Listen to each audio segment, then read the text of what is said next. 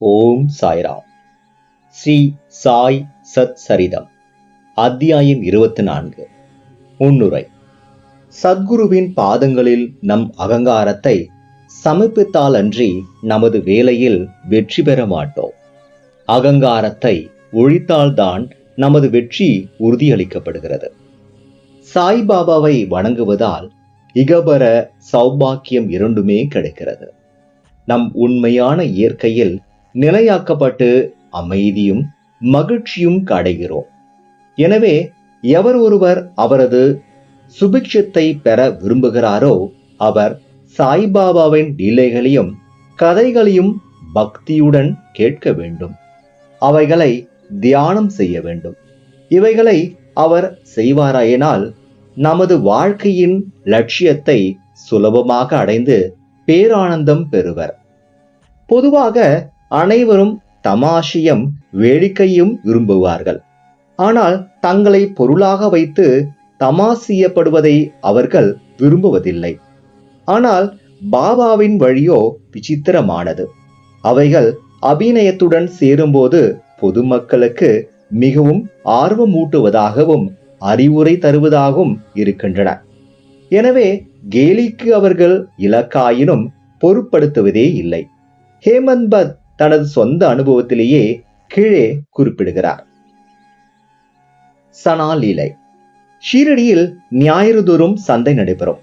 அண்டையில் உள்ள கிராமங்களிலிருந்து மக்கள் அங்கு வந்து தெருவில் பந்தல் கடைகளை போட்டு தங்களது பொருட்களை எல்லாம் விற்பனை செய்வர்.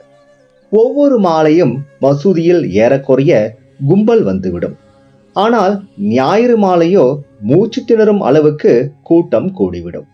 அத்தகைய ஒரு ஞாயிற்றுக்கிழமையின் போது ஹேமந்த் பத் பாபாவின் முன்னால் அமர்ந்து பாபாவின் கால்களை நீவி பிடித்து கொண்டும் கடவுள் பெயரை முணுமுணுத்து கொண்டும் இருந்தார். ஷாமா பாபாவின் இடப்பக்கத்திலும் வாமன் ராவ் வலப்பக்கத்திலும் இருந்தனர். அப்போது பாபா சிரித்து கொண்டே அண்ணா சாகியிடம், பாரும், உமது கோட்டின் கை மடிப்பில் தானியங்கள் இருக்கின்றன என்று கூறிக்கொண்டே அவர் கோட்டு மடிப்பை தொட்டு அங்கு தானியங்கள் இருப்பதை கண்டார். ஹேமந்த் பத் விஷயம் என்னவென்று அறிவதற்காக தனது இடம்புழக்கையை நீட்டினார். அப்போது அனைவரின் ஆட்சியதற்கேற்ப சில பருப்பு மணிகள் கீழே உருண்டோடி சுற்றி உட்கார்ந்திருந்தவர்களில் பொறுக்கி எடுக்கப்பட்டன. இந்த நிகழ்ச்சியே தமாஷிற்கான விஷயமாக ஆனது. அங்கிருந்த அனைவரும் எங்கனும் தானியம் கோட்டு மடிப்புக்குள் சென்று அவ்வளவு நேரமும் அங்கேயே இருந்தன என்று யூகிக்க இயலவில்லை. ஒருவரும் இவ்விஷயத்தில் திருப்தியான பதிலை அளிக்க இயலாத இவ்வினோதத்தை பற்றி அதிசயித்து கொண்டிருக்கையில் பாபா கூறினார், இந்த ஆளுக்கு அண்ணா சாஹிப் பாருங்கள், தனியாக தின்னும் பழக்கம் இருக்கிறது. இன்றைக்கு சந்தை நாளாகியால் பருப்பு மணிகளை அசை போட்டு கொண்டே வந்தார். அவர் பழக்கம் எனக்கு தெரியும். அதற்கு இதுவே சாட்சி. இவ்விஷயத்தில் வேறென்ன ஆச்சரியம் இருக்கிறது? ஹேமந்த் பத், பாபா, பொருட்களை தனியாக தின்று நான் அறியேன். பின்னர் என் மீது இந்த கெட்ட வழக்கத்தை ஏன் சுமத்துகிறீர்கள்? ஷீரடி சந்தையே நான் இன்னும் பார்த்ததில்லை. இன்றைக்கு சந்தைக்கு நான் போகவே இல்லை. பின்னர் எங்கனும் நான் பருப்பு மணிகளை வாங்கியிருக்க முடியும்? அவைகளை வாங்காத போது எப்படி நான் உண்ண முடியும்? எனதருகில் உள்ளவர்களுக்கு பகிர்ந்து கொடுக்காமல் நான் ஒருபோதும் எதையும் சாப்பிடுவதில்லையே. அதுக்கு பாபா சொன்னார், அருகில் இருப்பவர்களுக்கு நீர் கொடுப்பது உண்மைதான். ஆனால் ஒருவரும் அருகில் இல்லை என்றால் நீரோ நானோ என்ன செய்ய முடியும்? ஆனால் நீர் உண்ணும் முன் என்னை நினைவு கொள்கிறா? எப்பொழுதும் நான் உம்முடன் இருக்கவில்லையா? பின்பு நீர் உண்ணும் முன்பாக எதையேனும் எனக்கு அளிக்கிறீரா? நீதி. இந்நிகழ்ச்சியின் வாயிலாக பாபா நமக்கு என்ன போதிக்கிறார் என்பதை கவனத்துடனும் நினைவில் வைப்போமாக. புலன்கள் தரும் தேவைகளை அடையும் முன்னதாக மனமும் அறிவும் அவைகளின் பலன்களை அனுபவித்து விடுகின்றன என பாபா அறிவுறுத்தியுள்ளார். முதலில் பாபாவை நினை. அதுவே உன் மனதில் நிலை கொண்டுள்ள அவருக்கு நிவேதனம் செய்யும் முறையாகிறது. புலன்கள் முதலியன தங்கள் தேவைகளை அடையாமல் இருக்க முடியாது. ஆனால் அவைகள் முதலில் குருவுக்கு சமர்ப்பிக்கப்பட்டால் அவைகளின் மீதுள்ள பற்று இயற்கையாகவே மறைந்து விடுகிறது. இவ்விதமாக ஆசை, கோபம், வெறுப்பு முதலியவை பற்றிய நமது எல்லா எண்ணங்களும் முதலில் குருவிடம் சமர்ப்பிக்கப்பட்டு அவரை நோக்கி செலுத்தும் பயிற்சியானது அளிக்கப்பட்டால் எல்லாவித எண்ணங்களையும் களைவதற்கு கடவுள் உதவி செய்வார்.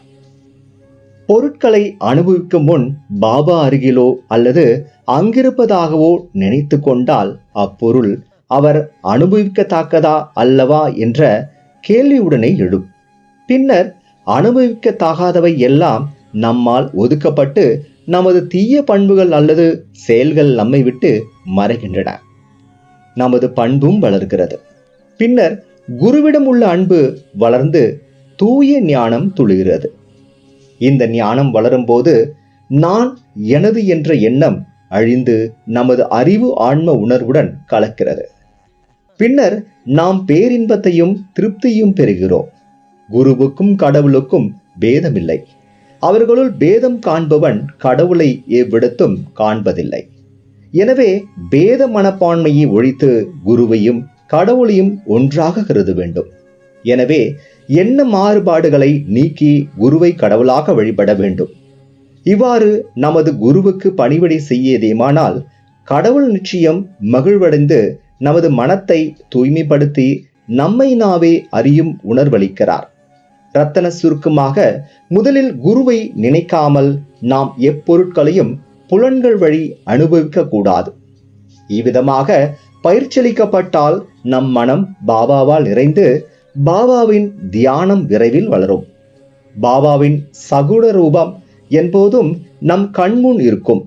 பிறகு பக்தி, பற்றின்மை, முக்தியாவும் நன்முடியே ஆகும். இங்கனமாக நமது மனக்கணக்கில் பாபாவின் ரூபம் நிலைப்படுத்தப்பட்டால் நாம் பசி, தாகத்தையும் இச்சஞ்சார வாழ்க்கையும் மறைந்து விடுகிறோம். உலக போகங்களில் நமக்கு இருக்கும் ஞாபகம் மறைந்துவிடும். நமது மனம் அமைதியும் மகிழ்ச்சியும் அடையும். சுதாமரின் கதை. மேற்கூறிய கதை சொல்லப்படும் போது ஹேமந்த் பத் அதே மாதிரியான சுதாமரின் கதையை நினைவு கூறுகிறார். அதே தத்துவத்தையும் இக்கதையும் விளக்குவதால் இங்கே கொடுக்கப்பட்டிருக்கிறது. கிருஷ்ணரும் அவரது அண்ணனுமான பலராமரும் சுதாமர் என்ற தோழருடன் அவர்களது குரு சாந்தீபினி முனிவரின் ஆசிரமத்தில் வசித்து வந்தனர். ஒருமுறை கிருஷ்ணரும் பலராமரும் காட்டிற்கு விறகு கொண்டு வருவதற்காக அனுப்பப்பட்டனர். பின்னர் சாந்தீபனின் மனைவி அதேபோல் சுதாமரையும் மூவருக்குமான கடலை பருப்புகளுடன் காட்டுக்கு அனுப்பினார். கிருஷ்ணர் சுதாமரை காட்டிடையே கண்டபோது அவரிடம், தாதா, நான் தாகம் இருப்பதால் எனக்கு தண்ணீர் வேண்டும் என்றார். அதுக்கு சுதாமர், வெறும் வயிற்றுடன் தண்ணீர் கொடுக்க கூடாது, சிறிது நேரம் இலைப்பாறுவது நல்லது என்றார். அவர் தன்னிடம் கடலை இருப்பதாகவோ அதை சிறிது அவர் எடுத்துக்கொள்ளலாம் என்றோ கூறவில்லை. கிருஷ்ணர் களைப்பாய் இருந்தமையால் சுதாமரின் மடியில் தலை வைத்து பருத்து குரட்டை விட்டார். இதை கண்டு சுதாமர் தன்னிடமிருந்த கடலை எடுத்து உண்ணத் தொடங்கினார். கிருஷ்ணர் திடீரென கேட்டார், தாதா, என்ன சாப்பிடுகிறாய்? சப்தம் எங்கிருந்து வருகிறது? அதற்கு சுதாமர், சாப்பிடுவதற்கு என்ன இருக்கிறது? நான் குளிரால் நடுகை கொண்டு இருக்கிறேன். எனது பற்கள் தாளம் அடித்துக் கொண்டிருக்கின்றன. விஷ்ணு சகமராத்தை கூட என்னால் திருத்தமாக பாராயணம் செய்ய முடியவில்லை என்றார். இதை கேட்ட சர்வ வியாபியான கிருஷ்ணர், மற்றவர்களது பொருட்களை உண்ணும் ஒரு மனிதனை கனவில் கண்டேன். அதை பற்றி கேட்டபோது தின்பதற்கு ஒன்றுமில்லை என்ற பொருளில் என்ன மன்னா தின்பதற்கு உள்ளது என கேட்டான். அதற்கு மற்றொருவன், அது அங்கனமே இருக்கட்டும் என்றார். தாதா, இது ஒரு கனவுதான். நீ எதையும் எனக்கில்லாமல் உண்ண மாட்டே என்று எனக்கும் தெரியும்.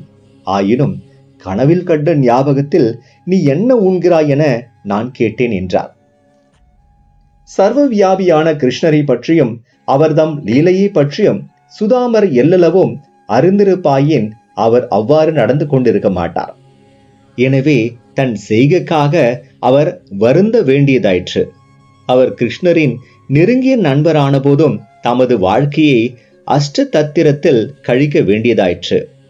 பின்னர் அவர் கிருஷ்ணருக்கு தன் மனைவியின் சொந்த உழைப்பால் ஈட்டிய ஒரு பிடி அவளை அளித்தபோது கிருஷ்ணர் மகிழ்ச்சி அடைந்து அவருக்கு அனுபவிப்பதற்காக ஒரு பொன்னகரத்தை அளித்தார்.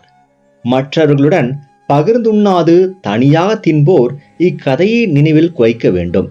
கடவுளுக்கு முதலில் சமர்ப்பித்து அவைகள் அவரால் திருப்தி அடைய பெற்ற பின்னரே அவற்றை அனுபவிக்க வேண்டும் என்று ஸ்ருதியும் பகிர்கிறது.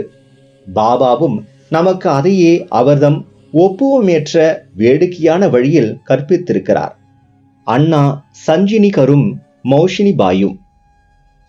ஹேமந்த் இப்போது சமாதானம் நிலைநாட்டுவோரின் பாகத்தை பாபா ஏற்றுக்கொண்ட மற்றொரு வேடிக்கையான சம்பவத்தை கூறுகிறார். தாமோதர் கணஷியாம் பாவரோ என அழைக்கப்பட்ட அண்ணா சஞ்சினிகர் என்ற அடியவர் ஒருவர் இருந்தார். அவர் எளிமையானவர், முரடர், நேர்மையானவர். அவர் எவரையும் லட்சியம் செய்ய மாட்டார்.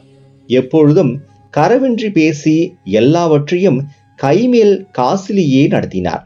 வெளிப்படையாக கடுமையாகவும் வசப்படாதவரையும் இருந்தபோதும் அவர் நட்பண்புடையவரும் கள்ளமின்றியார் இருந்தார். எனவே சாய்பாபா அவரை நேசித்தார். இவர் பின்னர் தனது சொத்துக்கள் யாவற்றையும் ஷீரடி சாய்பாபா சமஸ்தானத்திற்கு எழுதி வைத்தார். ஒரு நாள் ஒவ்வொருவரும் ஒரு வழியில் சேவை செய்வதை போன்று அண்ணாவும் தலை குனிந்து நின்று கொண்டு கைப்பிடியில் இருந்து இடது கைக்கு நீவி கொண்டிருந்தார். அம்மா என்று பாபாவாலும் மௌஷிபாய் என்று பிறராலும் அழைக்கப்பட்ட கிழ விதவியான வேணுபாஜி கௌஜல்ஜி வலதுபுறத்தில் அவளுக்கே உரிய விதத்தில் சேவை செய்தாள். மௌஷிபாயி தூய உள்ளத்துடன் கூடிய முதியவள். அவள் தன் இரு கை விரல்களையும் கோர்த்து கொண்டு பாபாவின் அடிவயிற்றை சுற்றி அழுத்தமாக பதித்து பிசைந்தாள். அடிவயிறே தட்டையாகிவிடும்படியான வேகத்துடன் சேவை செய்து கொண்டிருந்தாள். பாபா இப்படியும் அப்படியும் புரண்டு கொண்டிருந்தார். மற்றொரு புறமிருந்த அண்ணா நிதானத்துடன் இருந்தார். ஆனால் மௌஷிபாயின் அசைவுகளுடன் அவளது முகமும் அசைந்தது. ஒரு தரம் அவளது முகம் அண்ணாவின் முகத்திற்கு மிக அருகில் வந்துவிட்டது. வேடிக்கையான பண்புடைய அவள், ஓ அண்ணா, ஒரு கெட்டவன். அவன் என்னை முத்தமிட விரும்புகிறான். தலை நரைக்கும் வயதாகியும் முத்தமிடுவதற்கு அவன் வெட்கப்படவில்லை என்றாள். இச்சொற்கள் அண்ணாவை கோப வேசமடைய செய்தன. முஷ்டியை மடக்கி கொண்டு அவர், நான் கெட்ட கிழவன் என்றா கூறுகிறாய்? நான் அவ்வளவு முட்டாளா? நீயே சண்டையை ஆரம்பித்தாய், என்னுடன் சண்டையிட்டு கொண்டிருக்கிறாய் என்றார். அங்கிருந்த அனைவரும் அவர்களுக்கிடையே நடைபெறும் விஷயங்களை ரசித்துக் கொண்டிருந்தனர். அவர்கள் இருவரையுமே பாபா சமமாக நேசித்தார். சண்டையை நிறுத்த விரும்பிய அவர் இவ்விஷயத்தை மிக திறமையுடன் கையாண்டார். அன்புடன் அவர் கூறினார், அண்ணா, ஏன் அனாவசியமாக இக்கூச்சலையும் குழப்பத்தையும் உண்டாக்குகிறாய்? தாய் முத்தமிடும் போது உள்ள நெறியின்மை அல்லது தீங்குதான் என்ன என்பது எனக்கு விளங்கவில்லை என்றார். பாபாவின் இம்மொழிகளை கேட்ட இருவரும் திருப்தி அடைந்தனர். எல்லோரும் மனமகிழ்வுடன் தங்கள் உளம் நிறையும் வரை சிரித்தனர். பாபாவின் இம்மொழிகளை கேட்ட இருவரும் திருப்தி அடைந்தனர். எல்லோரும் மனமகிழ்வுடன் தங்கள் உளம் நிறைவடையும் வரை சிரித்தனர். பாபாவின் குணாதிசயம் பக்தர்களின் பால் அவரின் சார்பு. பாபாவின் அடியவர்கள் அவரவர்களுக்குரிய வழியிலேயே அவருக்கு சேவை செய்ய அவர் அனுமதித்திருந்தார். இதில் பிறர் தலையிடுவதை அவர் விரும்பவில்லை. உதாரணமாக, இதே மௌஷிபாபி மற்றொரு சந்தர்ப்பத்தில் பாபாவின் அடிவயிற்றை தேய்த்துவிட்டு கொண்டிருந்தார். அவள் உபயோகித்த கடுமையும் வேகத்தையும் கண்ட மற்ற அடியவர்கள் எல்லாம் மனம் தளர்ந்து கவலை கொண்டாடினர். அவர்கள், ஓ அம்மா, இன்னும் நிதானமாகவும் மெதுவாகவும் செயல்படு, அல்லாவிடில் பாபாவின் இரத்த குழாய் மற்றும் நரம்பு இவைகளை உடைத்து விடுவாய் என்று அவரிடம் கூறினார்கள். இதன் பேரில் பாபா உடனே தன் இருக்கையை விட்டு எழுந்தார். தமது சட்காவை தரையில் ஓங்கி அடித்தார். அவர் கோபவேசம் அடைந்தார். அவரது கண்கள் நெருப்பு துண்டம் போலாகின. ஒருவருக்கும் அவர் முன் நிற்கவோ பேசவோ தைரியம் இல்லை. பின்னர் அவர் சட்காவின் ஒரு முனியை தன் இரு கைகளாலும் எடுத்துக்கொண்டு வயிற்றிலுள்ள தொப்புளில் குச்சியின் ஒரு நுனியை அமுக்கினார். மற்றொரு நுனியை கம்பத்தில் பொருத்த வைத்து அழுத்தி 2-3 அடி நாளமுள்ள சட்கா முழுவதும் அடிவயிற்றுக்குள் சென்றுவிட்ட மாதிரியாக தோன்றியது. இன்னும் சிறிது நேரத்தில் அடிவயிறு கிழிந்துவிடும் என்று மக்கள் பயந்தனர். தூண் உறுதியானது, அசையாதது. பாபா அதன் அருகில் மிக மிக நெருக்கமாக போகத் தொடங்கி தூணை பலமாக அணைத்தார். எந்த வினாடியிலும் வயிறு கிழியும் என எதிர்பார்க்கப்பட்டது. அவர்கள் எல்லாம் பீதியடைந்து என்ன செய்வதென்று தெரியாமல் பயத்தாலும் வியப்பாலும் ஊமையாக நின்றனர். பாபா தமது அடியவனுக்காக இவ்விதம் கஷ்டப்பட்டார். மற்ற அடியவர்கள் மௌஷி பாயிடம் அவளது சேவையில் இன்னும் நிதானமாக இருக்கும்படியும் பாபாவுக்கு எந்தவித வழியோ தொல்லையோ உண்டாக்க வேண்டாம் என்றும் குறிக்கவே விரும்பினர். நல்லெண்ணத்துடனே அவர்கள் இதை செய்தனர். ஆனால் பாபா இதை கூட பொறுக்கவில்லை. தங்களது நல்லெண்ண முயற்சியினால்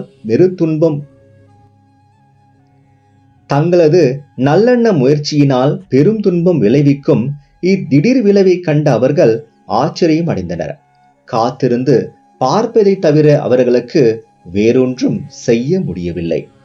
அதிர்ஷ்டவசமாக பாபாவின் ஆவேசம் சீக்கிரம் குளிர்ந்தது. அவர் குச்சியை விட்டுவிட்டு தன் இடத்தினுள் வந்து அமர்ந்தார்.